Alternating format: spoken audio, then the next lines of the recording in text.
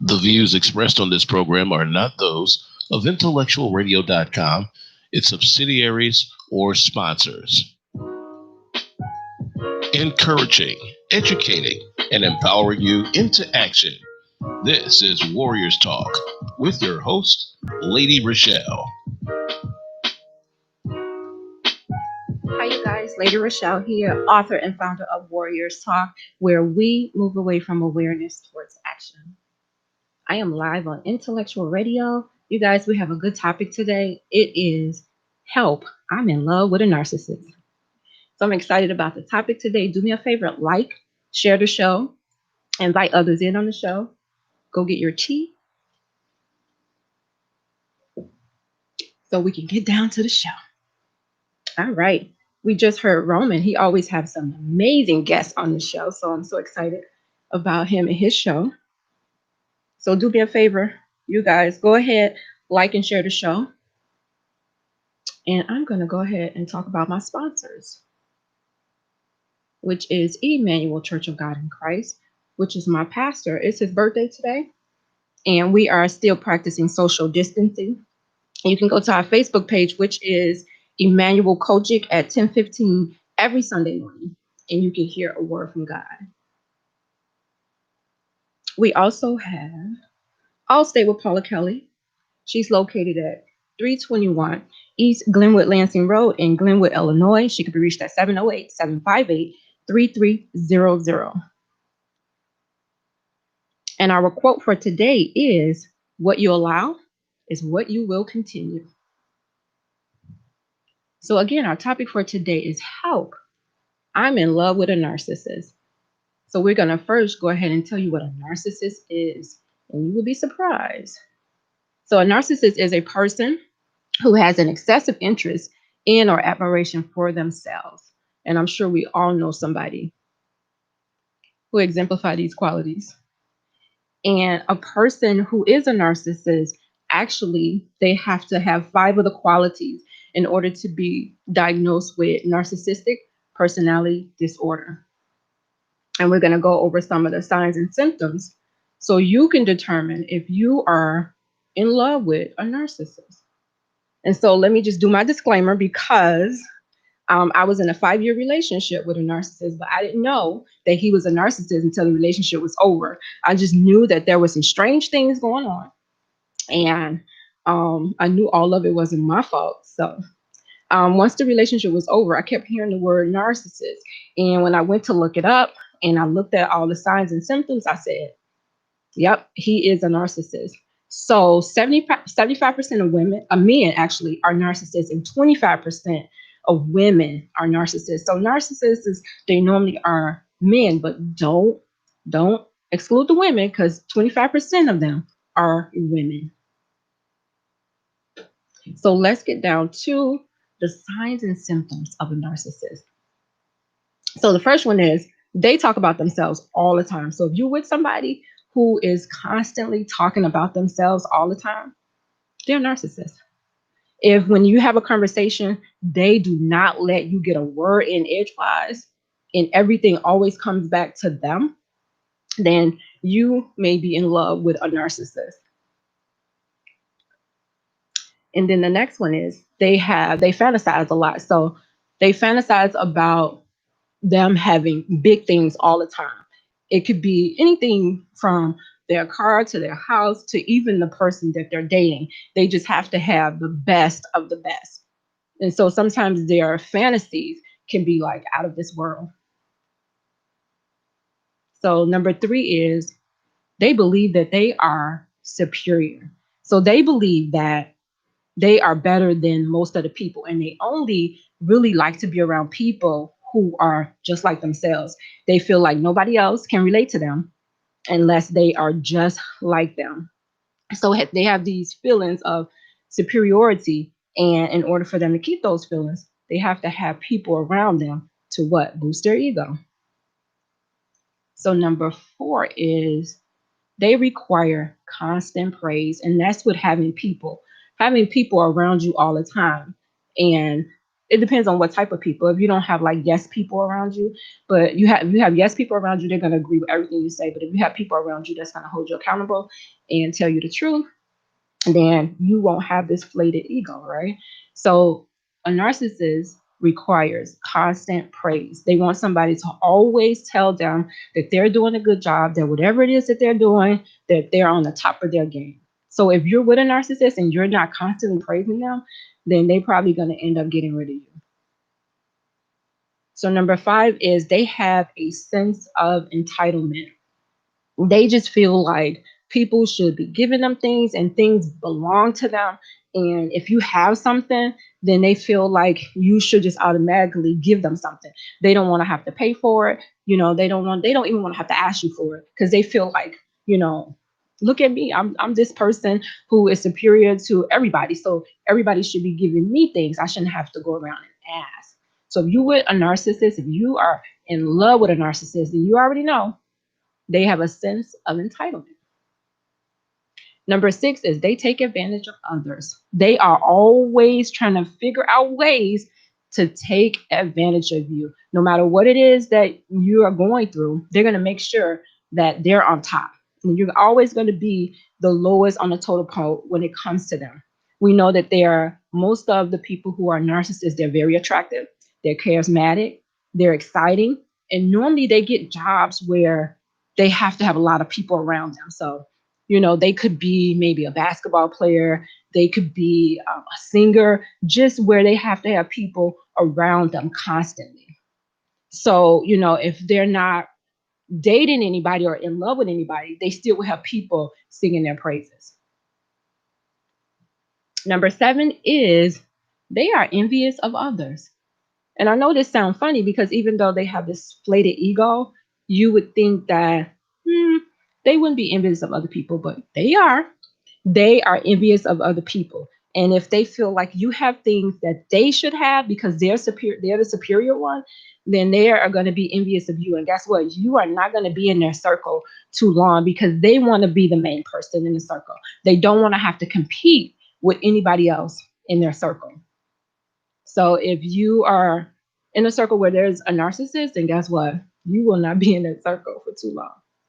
So number 8 is they enjoy being the center of attention. If they are not the center of attention, they do not want to be there. And it's mainly all about really control. They really want to be in control of everything. They want to be the main person that everybody goes to. They want to be the person who has the most information in the crowd. They want to be that main person. And if they're not, then guess what? They don't want to be there. They do not want to be there. Deanna says she was married to a grandiose narcissist person. See, they exist. And like I said, when I was in a relationship, I didn't know that he was a narcissist. There was so many things that he was doing. And I felt like he was trying to mold me and train me into a certain way. And, I fought it. And that's why we didn't last, because I fought it all the way. So, they don't want to be with anybody that they can't control. They don't want to be with you if you're going to fight them. They want you to submit. And I'm not against submitting, but it's to a certain extent. The type of submitting that they want you to do, you lose yourself. You lose yourself entirely. So number 9 is they have a lack of empathy. You could be going through all type of trouble in your life, and they're not going to care. You could be telling them, pouring your heart out. They just go look at you and be like, okay, you all right, you're going to get over it. They're not going to sit and offer any solutions. They're not. They're just going to sit there and listen to you. Why? Because it does not involve them. It has nothing to do with them. Those are your issues. So they're not going to have a lack of empathy for you. They'll listen, but they're not going to get involved. And if you ask them, they're going to give you. So if you ask them, hey, I need help, I'm having these issues, they're going to give you a lecture. And then the lecture, like, they're not going to give it to you freely. It's going to come with some type of strings attached. Whatever it is that they have to do for you, it's going to come with some type of strings attached. So number 10 is boundless ambition. So they have these really big goals. And sometimes the goals are, and it's okay to have goals. Let me just say, it's okay to have goals It's okay to, have goals that are bigger than you, but their goals are like way out there. And they feel like, because they're the superior one, that they can have these goals. So they fantasize about being the best of the best.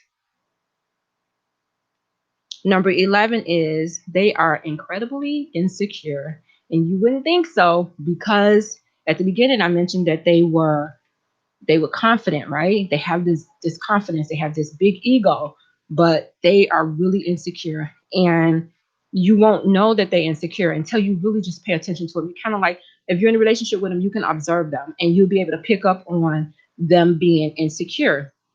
I could give you an example. So the guy I was with, one day we was having a conversation with some of his friends, and the guy was talking about going to college or something like that. So he started asking me questions about school.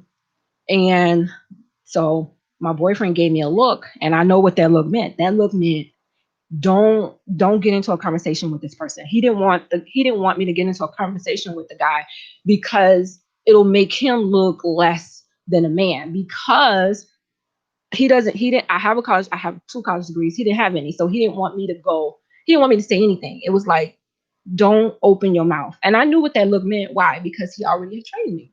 So whenever we would go out with his friends, because of the type of job that he did, and I really don't want to say, because if he's listening, he'll know that I'm talking about him. What did she say? The long hours and hours of lecture. Yes, Deanna, I'm telling you, they will lecture your head off. They're always right. You're never right. They're always right. So if you get into an argument, the best thing to do is just let them talk, let them get it out, and because you're not going to win. Now, if you're not planning on being with them and you just want to argue, then argue. But at the end of the day, you're wasting your breath because you're not going to win. You're not. So they're real insecure. They're insecure about you. They're insecure about the people around you. And like I said, when I used to go out with him, I would just really be quiet. Like, I wouldn't say anything. I wouldn't get in a conversation with him and his friends. I would just kind of like, be on my phone. So, I wouldn't make eye contact with them because I didn't want them to drag me in the conversation. Now, if he said something to me, then I would say something. But if he didn't say anything to me, then I wouldn't talk. I wouldn't get in the conversation. So that's how he had me trained, right? So he was really insecure in that way, to where he don't want to hear your opinion. Your opinion does not matter. You don't know what you're talking about. Why? Because he is the smart one in the relationship, or she, because it could be both, men and women. So number 12 is they are charming. When I say they are charming, they would charm the pants off of you. So people wouldn't even think that they are this way because they are so charming. And when they're around people, if you ask anybody about them, they'll say, oh yeah, she's a good girl. Yeah, she's a good woman. Oh yeah, he's a good guy. Because they charm the pants off of everybody around them. But you know the truth because you're with them. Mental controls. Exactly. Mental controls. And for some reason, I don't know if they sit back and they study this, but they're good at it. They know exactly what to do, what to say to get you to act in the way that they want. So as far as being charming, that's how they got you. They were charming. They charmed the pants off of you. So you have to really pay attention, because with a narcissist, everything moves so fast. They move so fast, you'll be like, oh man, I just found my soulmate. Like, I am so in love. Everything is just flowing so smoothly with him. He's leaving you notes and, just buying you stuff. Everything is just so smooth with this person, because he's manipulating you, or she's manipulating you into what they're getting ready to do to you. So you just got to be careful. And I'm so serious. Elaborate schemes. Yes.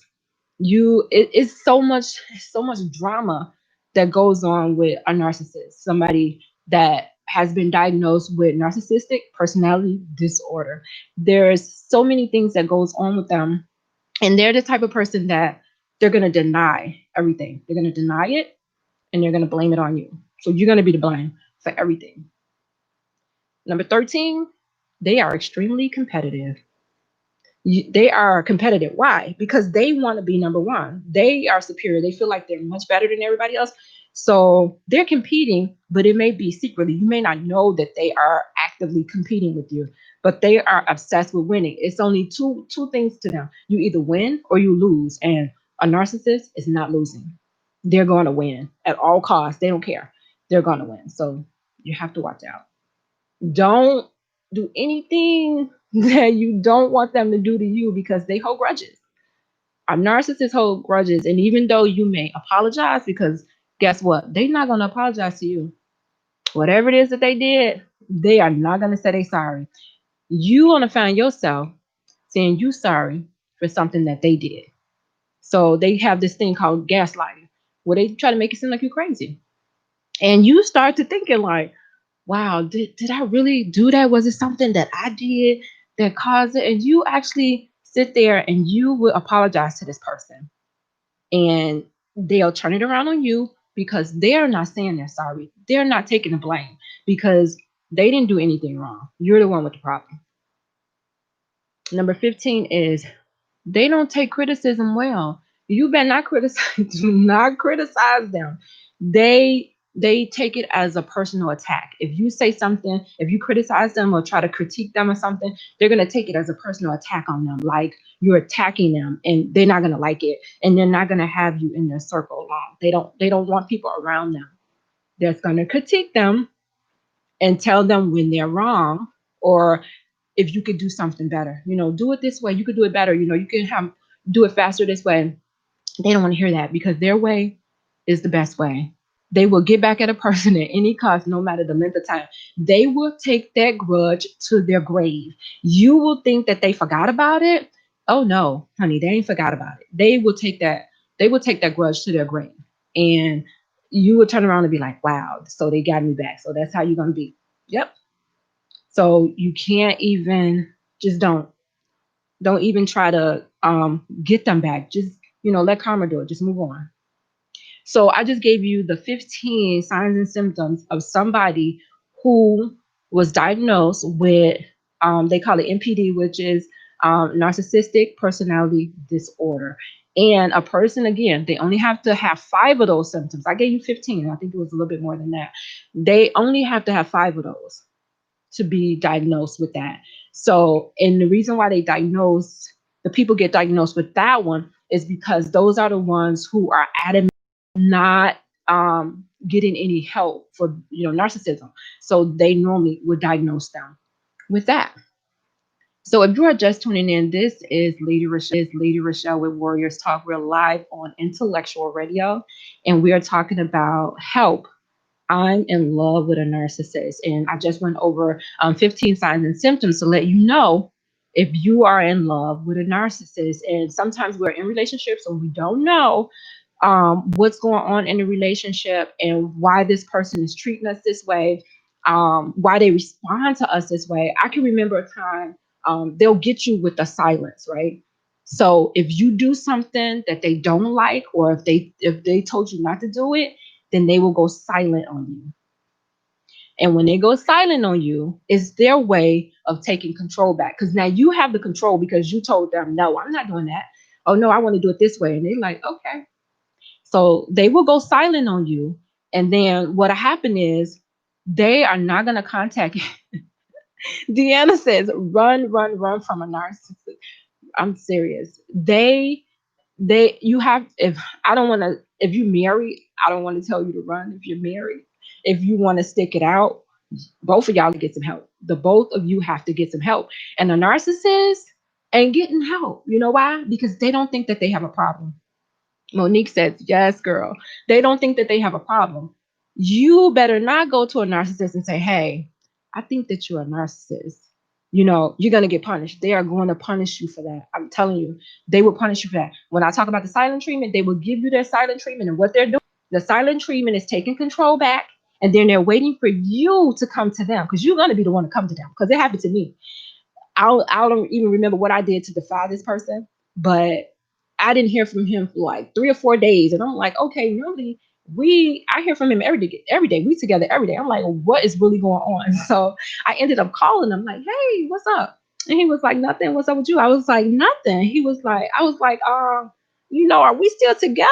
Well, he was like, yeah, I'm gonna call you when I'm ready. Okay. I was like, what was that all about? He was training me. He knew if he let enough time go by, because he had already, they call it love bombing. He had already love bombed me. So he had already, showered me with all of this affection. So I'm like, wait, what's going on? How you just gonna stop? They'll give you a silent treatment and they'll pull back because they know that you're gonna come to them. They know you're gonna come to them. Okay, so we gave you the 15 signs and symptoms. Now, here are some common phases that a narcissist use in a relationship. And the first one that I just mentioned it, love bombing. So love bombing is they're gonna overwhelm you with love and affection and dine you. Like I said, you're gonna be like, oh wow, I just found my soulmate. This is the person I've been waiting for, and it's gonna go fast. Like everything's gonna go real fast. They're gonna make sure that everything is moving fast. Why? So that you won't get a chance to be the wiser. They're gonna make sure that everything goes really fast. I can remember it was like I think we ended up meeting, and then like it might have been more than 2 months. Like they're gonna relationship you up like less than 3 months, probably faster than that, because they want to make sure that you stand in that love bombing stage. They're bombing you with all the love that they can, and they don't really mean it. It's just that it's their form of manipulation. They're trying to manipulate you so that they're setting the stage for you. They're setting the stage so that when they decide to go to the next phase, and then once they go to the next phase, then you don't even know what hit you. The next phase is after the love bombing stage. So remember, the love bombing stage is they give you all the affection. You get all the affection, all the attention. They're with you all the time. They're constantly texting you, calling you. You're like, wow, like I ain't never had this in a relationship, right? Then you get to the devalue phase. They're gonna devalue you, which means they're gonna put you down. They're gonna start criticizing you, any and everything that you do, because now they got you hooked. Now they already got their hooks in you. They done already showed you everything, you know, how they so called. Well, they're never gonna say the words. They're never gonna say, "I love you." You're never gonna hear that, right? Because they're gonna say, "I do it with my actions." Like I just showed you. I was doing all of that with my actions. What do you mean? Do I love you? I've been texting you and taking you out. So they're never gonna. And then if you ask them, do you love me? They're not gonna tell you that. Why? Because they only love themselves. A narcissist is all about self. They love themselves. It's all about self-love, which self-love is good. But theirs is to a point to where it's sickening, to where they have to be diagnosed. They have to be diagnosed with a disorder, with a personality disorder, because something went dysfunctional in them that made them only wants to think about self and to use people in the process. And to the next one is to discard people. So once they have used you, they love bombed you, and they manipulated you, and they got you where they wanted you to be. They got you to a spot to where they can get you to do pretty much anything that they want. And if you're fighting them, if you are back talking them and you're disagreeing with them or you're questioning them, they're going to disregard you. And they already have somebody else in place for you. So a narcissist don't get rid of you until they have somebody else in place. They're going to already have somebody in place before they get rid of you. So they're not going to discard you until they have somebody in place. And even though they have all these questions, then you probably going to figure them out. You're going to figure out what they're doing. And they like, okay, so now they're going to have to reset you. So they discard you because they're going to leave you alone altogether, or they're going to reset you. And then they're going to come back. And now you got to start from square one. So that's what happened to me. We ended up breaking up for like a year. And then we got back together. And let me tell you, do not get back together with a narcissist, because they will make you pay. They will make you pay worse than you did the first time. So do not go back. Don't go back. As Deanna said, run as fast and hard as you can. And I would say, if you just cut off connection, don't even Just do them the same way, the silent treatment. Don't just cold turkey, just go, because if they talk to you again, then you're gonna fall right into their traps. You're gonna fall right into their traps. So I would say just run as fast as you can. Now, if you have kids with this person and y'all gotta have some type of connection, then okay, that's fine. Then you have that connection with that person, but you don't have to necessarily have that love connection. I mean, the love is one way because they not loving you, you loving them. So you don't have to have that connection. Just get out of the way. Monique says, dated a man in his 20s who was much, much older than me, and he was infamous for giving me the silent treatment. Girl, won't they do it? When he was angry with something I did or when something I said or did, he was also giving me the regular lectures and how I should conduct myself. Oh, they are going to tell you how to conduct yourself. They're going to tell you, what you should do, how you should do it, because they're molding you to be perfect for them. Like I said, when I would go out with him and we would be with his friend, because of the work he did, it was mainly guys there. So I would sit and I wouldn't say nothing. I wouldn't give none of the guys eye contact. I would just either be on my phone or I'd be like I'm reading something, unless he said something to me. I would not. I mean, and he had me trained like that. And I don't remember if we went out and I was like all in the conversation and he like gave me a lecture. I don't think that ever happened. I just kind of picked up on, stay in your place. You know, I'm out with him. These are his buddies, and he didn't want me giggling in their face. And I understand that. I understood that because I wouldn't want him out with me and my friends and he's just giggling. Like, no. So I could just kind of stay to myself. And I think the guys, they knew because, whenever he would walk away, they would say something, but I would still keep to myself because I'm like, oh, they could be testing me. When he come back, I don't want them to say, oh, yeah, she said something. So, you know, you have to be your own person and not allow someone to rob you of your power. Once they rob you of your power, it's so hard to get back. And with a narcissist, they have the tendency, they know when the power is stripped from them. Because again, they are going to give you the silent treatment and they're going to pull their attention, pull their affection. And that affection was so strong, they was love bombing you. So you feel like a drug. You feel like you was on drugs. And when they take it away, you're like, oh my goodness, like what just happened? Like, you need your fix. So guess what? You gonna call that narcissist and you gonna be like, okay, I'm so sorry. Let's talk. I don't know what I did, and you're gonna make it right. And guess what? Now he got the power back in his hands, and you're gonna pay for what you did. Oh, you're gonna pay. Trust me, I paid. Monique said, "Girl, I thought I was in college all over again, and he was the professor." I can't say that. I used to call him the professor. I used to call him that because I would get those lectures. Like he would lecture me. I would be looking at him like, why? Like, man, like, come on, like, I'm grown. I have parents. I used to look at him like, you not my daddy. Like, my daddy didn't even lecture me like that. But he would lecture me. I mean, and you better remember, I had to remember what he said in the lecture because he would quiz me. He would come back and he would quiz me. Oh, narcissists are real smart. They think they are. He would come back and he would quiz me later and be like, okay, what we talked about. And he would quiz me and I would have to give him points about what we talked about so that he know that I was listening. I was a good old little student and I was listening. Deanna says, super fast relationship. Honey, they will have you wrapped up so fast because they want to make sure that they're able to do what they need to do. So you like in a whirlwind. You in a whirlwind in this relationship. But I mean, because especially if you've been in relationships before to where, you didn't have that. You didn't have the love bombing. And the love bombing is good if it's real. But with them, it's not real. It's not real. If you are tuning in, we are talking about help. I'm in love with a narcissist live on intellectual radio. And we just got done talking about the different phases of a narcissist in a relationship, which is they will take you through love bombing, they will devalue you, and then they will discard you. They will get rid of you altogether because if you're not following the program, they do not want somebody there who is not going to follow the program. Because guess what? If you get somewhere out in public and you're doing something, they do something that you don't like, and then you vocal about it. Oh, you better not say nothing.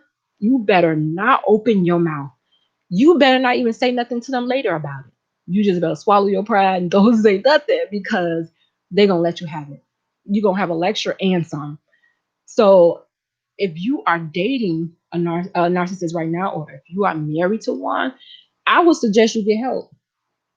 I would suggest you go and get some type of counseling and try to encourage them to get counseling. But 9 times out of 10, or 10 times out of 10, they're not going to get counseling because they don't think that they have a problem. They don't think that they're the problem. Remember, you're the problem. They're going to blame you. They're going to put all the blame on you. So you have to make sure, if this is where you want to be, you have to have an outlet to where you can, you know, get some of your feelings out. Tell people how you're feeling, because that could be a lot of stress on you. It could be a lot of stress. And we know that stress can lead to disease. So if you're diseased, it can lead to disease. So you have to make sure that you're not allowing this person to mess with your spirit, your aura, to where you're not even yourself anymore. You're not even yourself. And your friends notice, like my friends notice that you're not acting like yourself, especially when I'm around him. Totally different person. I'm a totally different person when I'm around him, because he wants you to act this certain way. He has this, or he or she, I keep saying he, but he or she, I mentioned before, is 75% men who are narcissists and 25% women. So it could be a man or it could be a woman. And so you have to, you have to act a certain way. They have this image to uphold, and they want you to act a certain way when you're in public. You have to make sure that you making them look good, because what they want, the best of the best. They want everything to be the best. They want to be the center of attention. So they want to have the people who everybody's gonna be looking at. They want you to get the attention. They want the attention. They want you to get the attention. But you have to be like, what's up, Aisha? She was like, Aisha, Stephen Curry's wife. She's like, man, I want some attention too, because Steph Curry's getting all the attention. She wasn't getting any. But it's like, you have to make sure that this is where you want to be, and you have to be ready to just lose yourself, because you're going to lose yourself with this person. You're going to lose yourself. Monique says, he had the nerve to tell me that I needed to have a wardrobe of evening gowns so that I could attend the black tie affairs with him. I'm like, dude, I graduated from college and don't have a need for something like that. She says, if it's so important to you, then you should buy it. And then he quit asking me for 3 days. They're gonna, your clothes, they're gonna make sure that when you're out, because you're representing them, so they want you to have a certain wardrobe when you go out, so that, again, they want people to look at them, and you're with them, so you represent them. So they want to make sure that the attention, no matter who else is in the room, all focus is going to be on them. So they will love bomb you, they will devalue you, and then they're going to disregard you. So what can you do to make this relationship work? If you're going to stay in this relationship with this narcissist, then what can you do to make this relationship work? Just know that you're going to have to sacrifice a lot.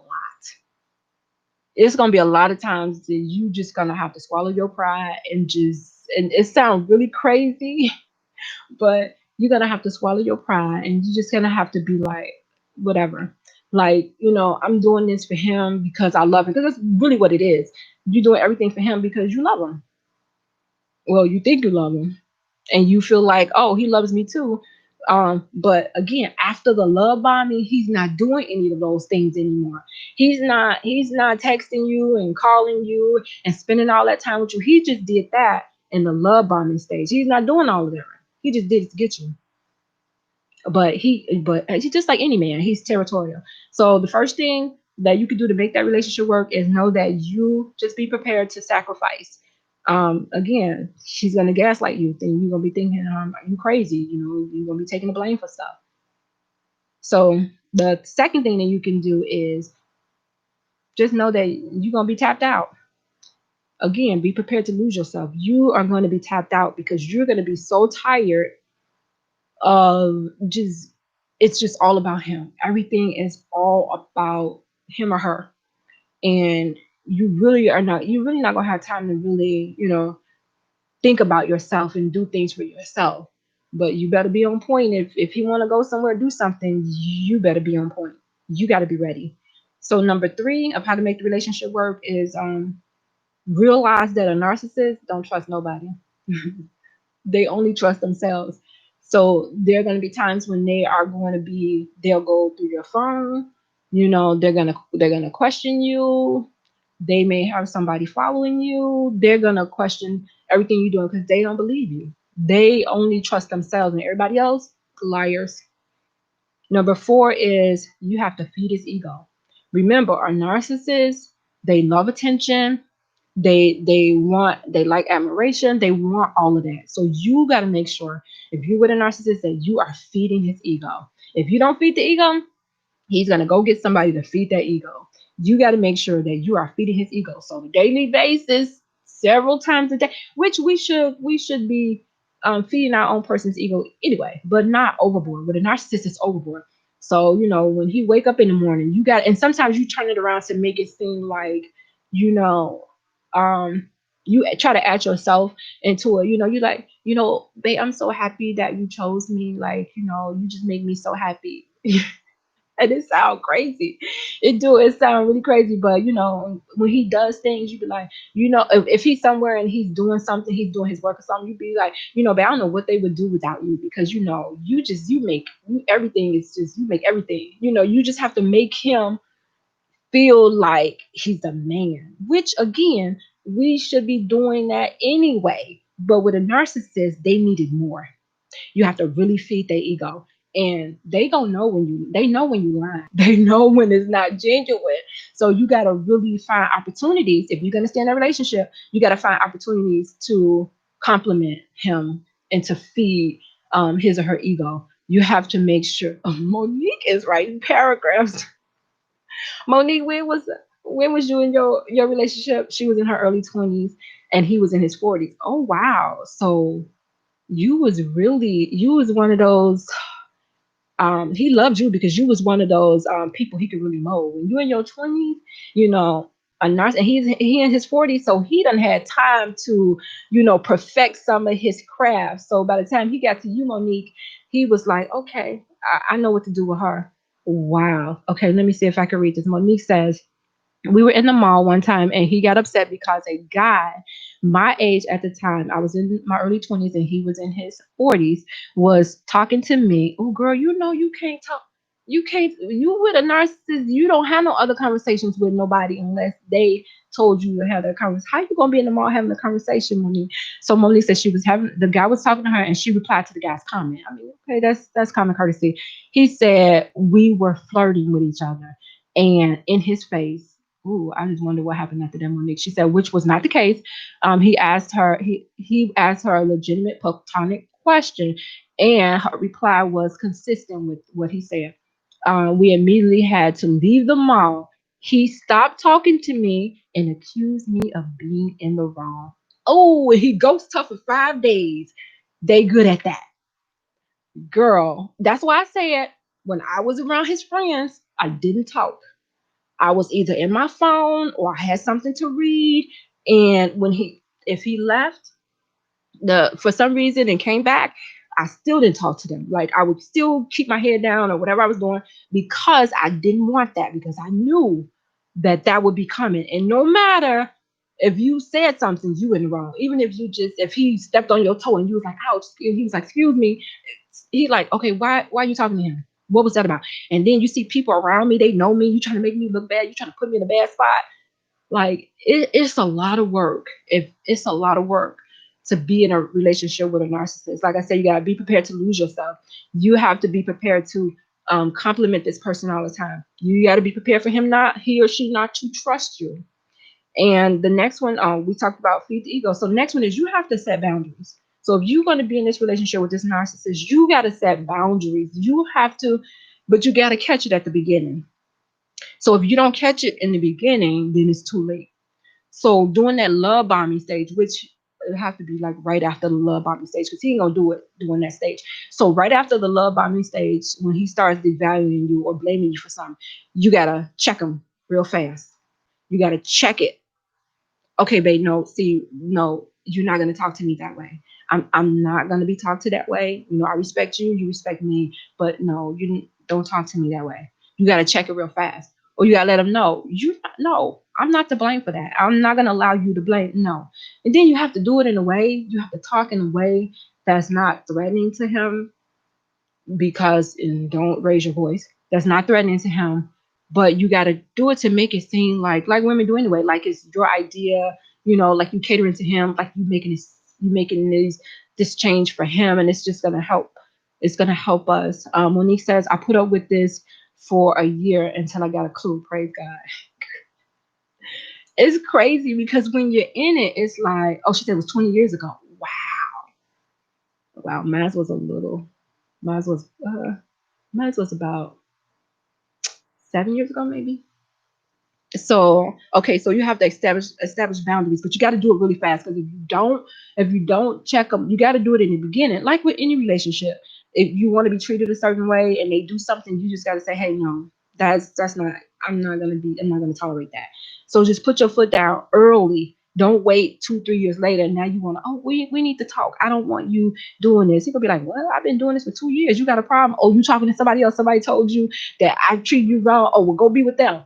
Don't do that. Okay, number 6 is avoid embarrassment. And I don't know if I talked about this already. If you're out in public and y'all get into an argument, or he does something to make you upset, you don't say nothing. You gotta wait until you get home. A narcissist love people who are loyal. He wants somebody that's loyal.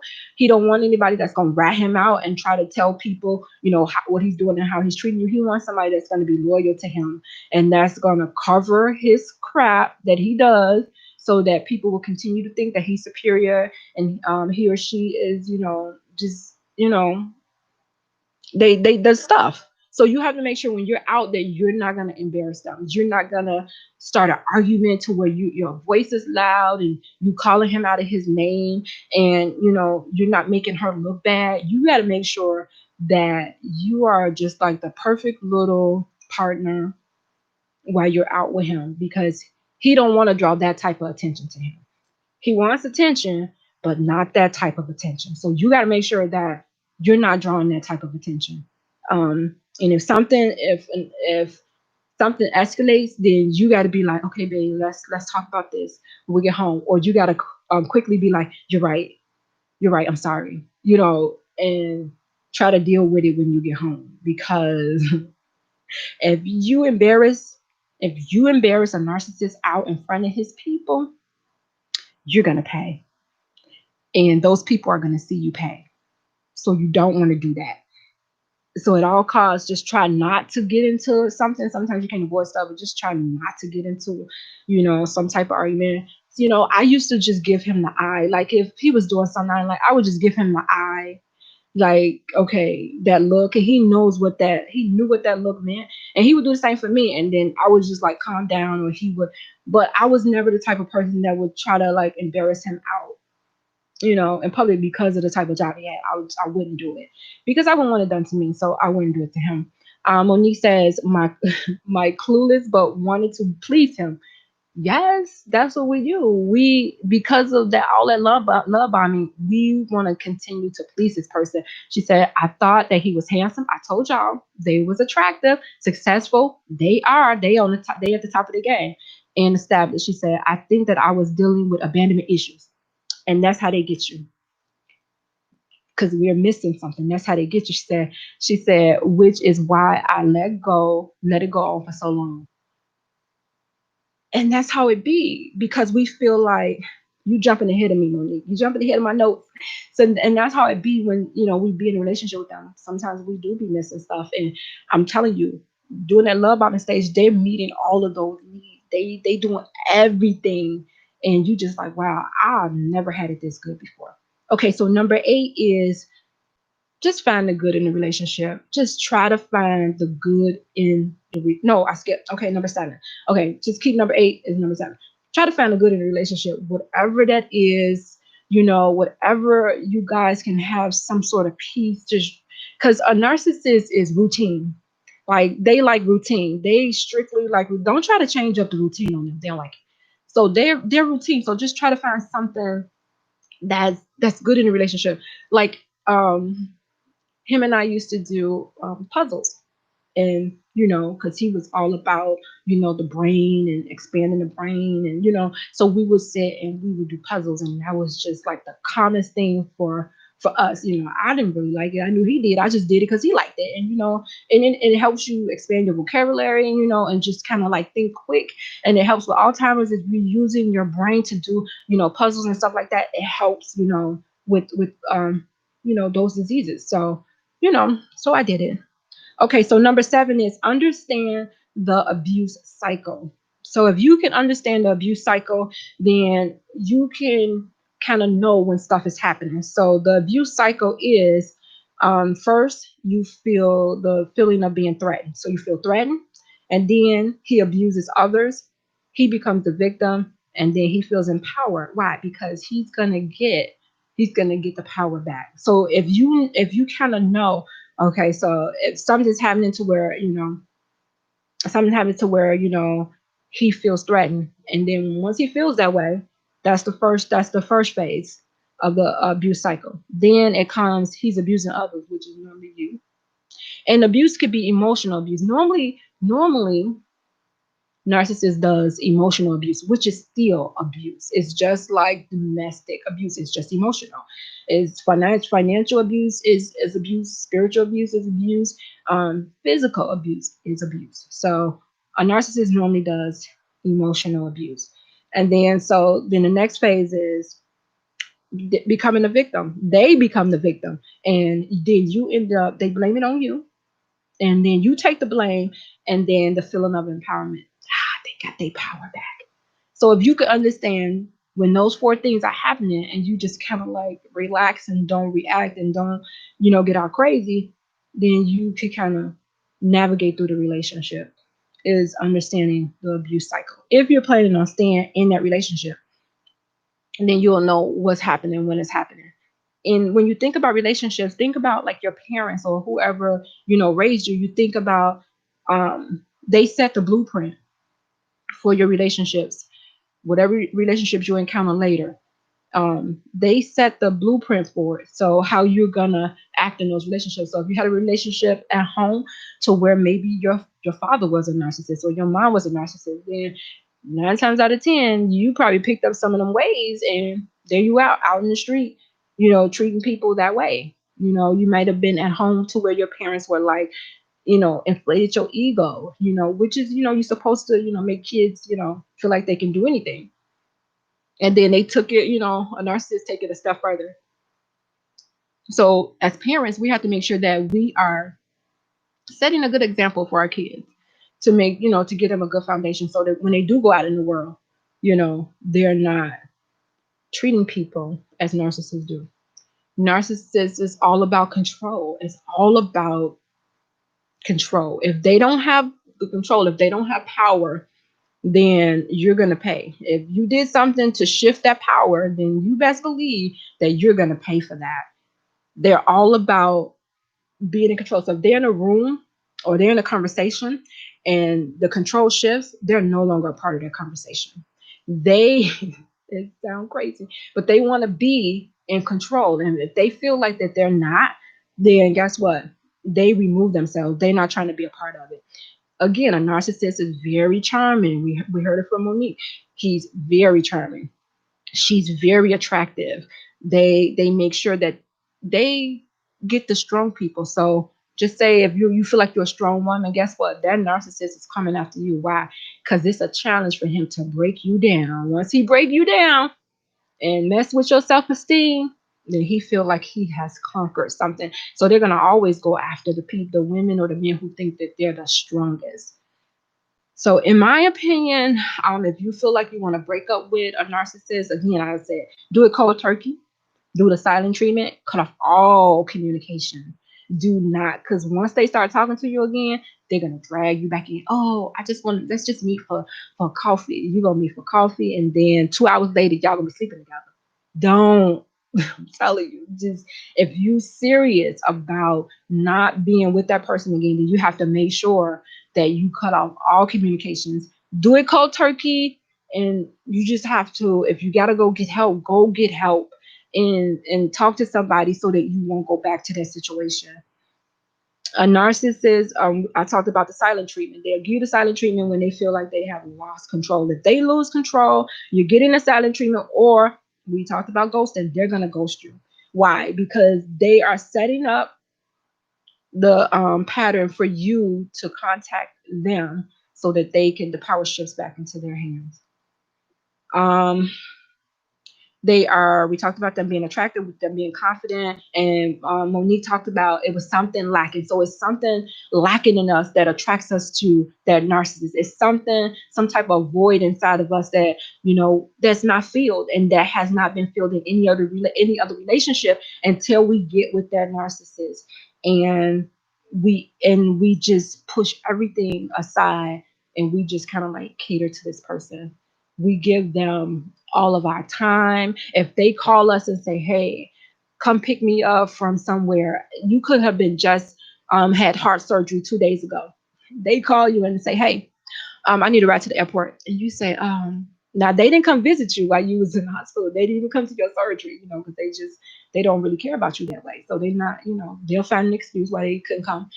And they will make sure if you can't come get them, you are going to pay. What you better say is, babe, I just had surgery. I really want to come get you. But guess what?